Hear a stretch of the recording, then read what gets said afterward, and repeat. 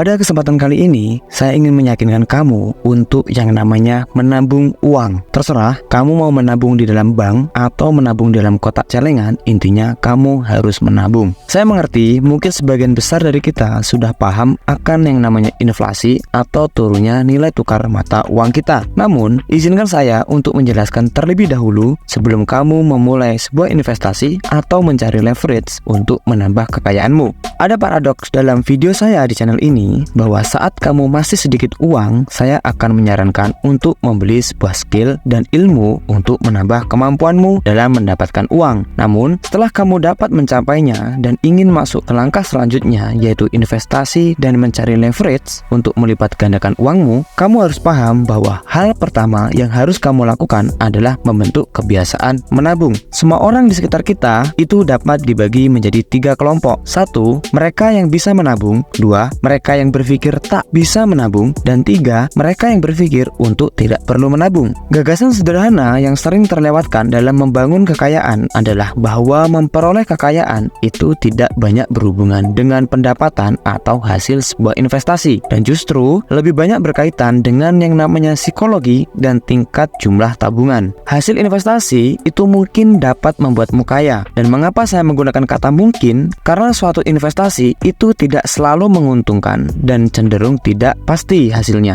Banyak faktor yang mempengaruhi tingkat keberhasilan suatu investasi. Karena dalam investasi terdapat banyak faktor yang tidak dapat kita kontrol atau kita kendalikan. Namun jumlah tabungan yang bertambah itu 100% ada di kendalimu. Jika kamu menganggap bahwa untuk membangun kekayaan itu memerlukan lebih banyak uang yang luar biasa dan mampu didapat secara cepat, maka boleh jadi kamu adalah orang yang pesimis terhadap buah masa depan. Kamu akan memandang bahwa jalan ke depan tampaklah berat dan tidak dapat dikendalikan. Namun, jika kamu dapat memandang masa depan dengan didampingi sikap sederhana dan jumlah tabungan yang tinggi, maka saya pastikan kamu akan lebih tenang dalam menghadapi masa depan tersebut. Kekayaan itu hanyalah kumpulan sisa harta sesudah kamu membelanjakan apa yang kamu inginkan. Dan ciri mayoritas orang yang memiliki keberhasilan keuangan yang tahan lama itu cenderung tidak peduli dengan apa yang dipikirkan orang lain terhadap dirinya. Oleh karena itu, tabungan dapat diciptakan dengan pengurangan belanja yang tidak perlu. Kamu hanya akan belanja jika kamu butuh, bukan karena ingin. Lalu cara termudah menginginkan lebih sedikit belanja adalah dengan tidak terlalu memusingkan apa yang dipikirkan orang lain terhadap kita. Itulah mengapa saya mengatakan bahwa uang itu lebih mengandalkan psikologi alih-alih ilmu pengetahuan uang itu sendiri. Karena di atas pendapatan tertentu,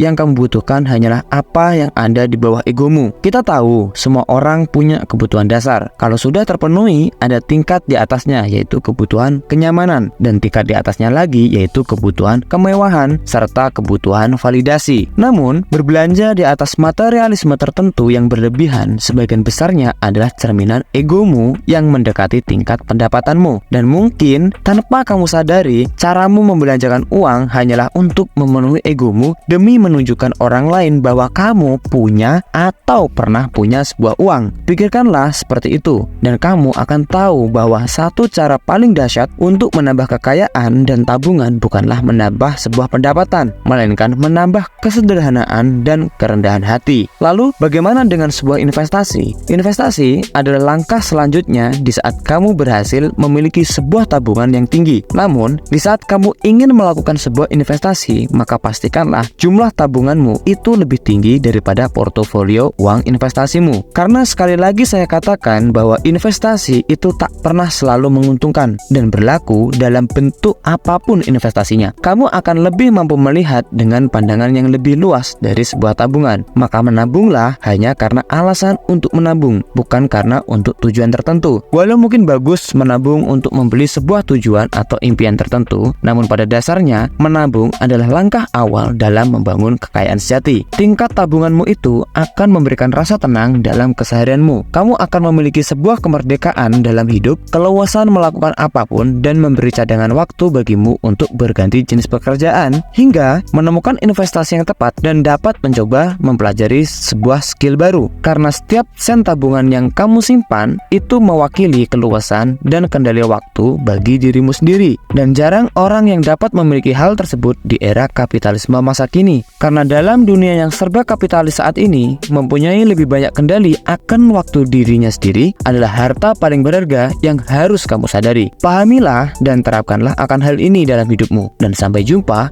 di video selanjutnya.